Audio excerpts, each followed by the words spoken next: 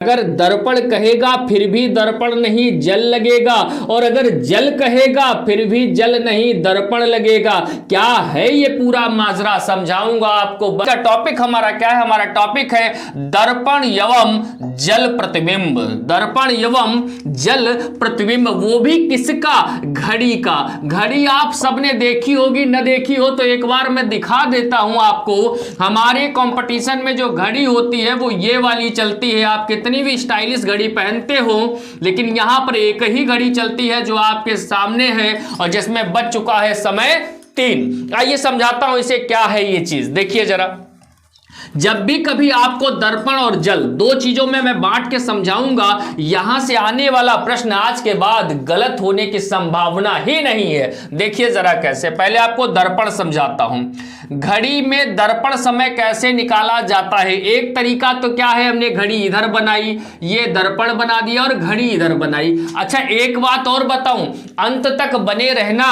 अगर दर्पण कहेगा फिर भी दर्पण नहीं जल लगेगा, और अगर जल कहेगा फिर भी जल नहीं दर्पण लगेगा। क्या है ये पूरा माजरा, समझाऊंगा आपको। बस थोड़ा तसल्ली से बने रहिए हमारे साथ।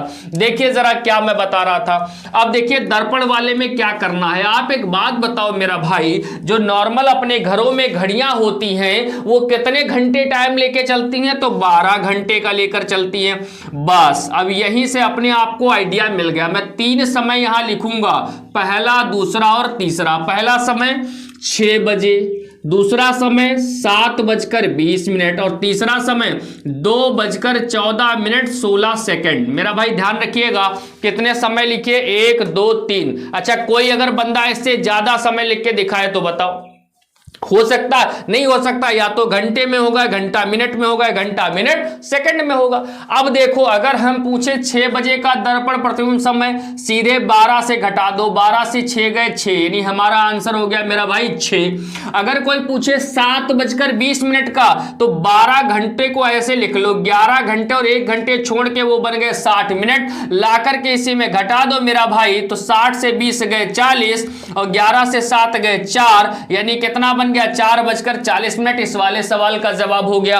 और अगर इस वाले का पूछ ले तो ध्यान रखना क्या करना है। 11:60 था, 60 मिनट से कहो भैया 59 मिनट अपने पास रखो और 60 सेकंड हमको दे दो। इसमें से इसे घटा दो तो कितना हो जाएगा? 60 से 16 जाएंगे 44 हो जाएंगे, 9 से 4 जाएगा 5, 5 से 1 जाएगा 4 और 11 से 2 जाएगा 9, यानी हमारा जवाब हो जाएगा 9:45 44 सेकंड। एक बात और याद रखना, क्या हम समझे दर्पण में? जरा देखो, हमने दर्पण में सीखा कि दर्पण जो है इसमें या तो हम 12 से घटाएंगे, कब? जब समय हमको घंटे में दिया हो, और 11:60 से घटाएंगे कब? जब घंटा और मिनट दिया हो, घंटा और मिनट दिया हो। और 11:59 से कब घटाएंगे? जब घंटा मिनट और सेकंड दिया हो, घंटा मिनट और सेकंड दिया हो। दर्पण समाप्त हुआ। अब इसके बाद पढ़ने जा रहे हैं जल। जल प्रतिबिंब समय जब भी आपसे पूछे मेरा भाई, एक बात याद रख लेना, एक टाइम याद रख लेना, अपने दिल दिमाग फेफड़ा किडनी में बिठा लेना। क्या समय बताया? 18:30। कैसे?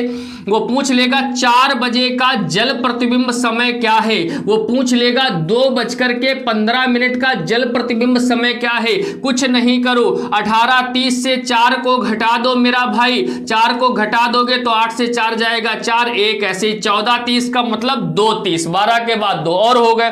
वो पूछ लेगा 2:15 का जल प्रतिबिंब समय क्या हुआ, 18:30 से 2:15 को घटा दो, 30 से 15 गए 15, 18 से 2 गए 16:15, 16:15 का मतलब क्या होता है? 4:15, 16:15 का मतलब क्या होता है? 4:15। एक चीज और समझ लो मेरा भाई, जो मैं समझाना चाहता हूं, क्या समझाना चाहता हूं समझिएगा खूब ध्यान से, कि दर्पण की बात करेंगे तो 12 या 11:60 या 11:59, और जब जल की बात करेंगे तो एक ही केवल क्या? 18:30।